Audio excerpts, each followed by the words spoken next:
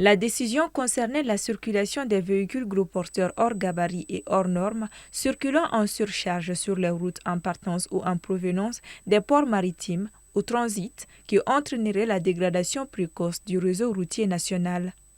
Ainsi, depuis le 1er avril, des véhicules chargés sont bloqués au niveau des frontières car ne répondent pas aux normes. Approché ce lundi 28 avril, le secrétaire général du SYNACOR, syndicat des chauffeurs et conducteurs routiers du Mali, interpelle sur les conséquences de la décision sur les chauffeurs bloqués au niveau des frontières. Nous, on ne peut pas laisser nos chauffeurs. Depuis le 1er avril jusqu'à aujourd'hui, ces chauffeurs-là sont bloqués et chaque fois nous sommes interpellés. La conséquence, c'est qu'ils n'ont pas quelque part à dormir, ils sont sur le soleil, ils dorment mal.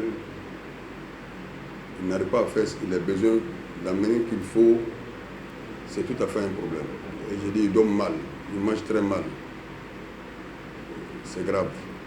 Quand ces caméras sont stationnées dans les différents corridors, c'est grave. Pour moi, il faut trouver une solution pour que ces véhicules-là puissent arriver à Bamako. Bien que le syndicat salue la décision, il préconise plutôt d'autres alternatives qui pourraient mieux protéger les concernés, comme la saisie des papiers qui empêchera le chauffeur de conduire jusqu'à ce que son véhicule soit dans les normes.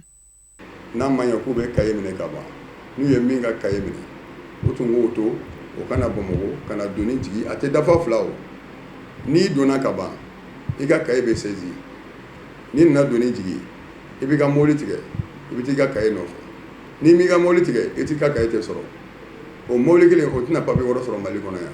Moi je pense que c'est très simple. O fana ka fisa ni o jɔjɔlen ye tan o la donni min b'a kɔnɔ o donni bɛ se ka livrer.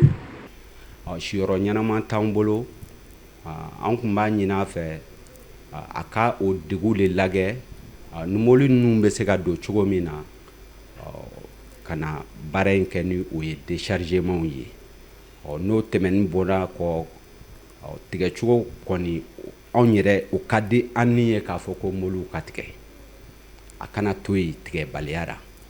La ministre des Transports a effectué mercredi dernier une visite à Kourémali, ville frontalière avec la Guinée. L'objectif était de constater l'effectivité de la mesure d'interdiction de circulation des véhicules gros porteurs hors normes et hors gabarit sur le réseau routier du Mali. Selon des informations, au moins 8000 véhicules sont contrôlés au niveau des frontières, dont près de 2000 qui ne répondent pas aux normes du code de la route, en particulier en ce qui concerne les règles de gabarit et de surcharge des véhicules.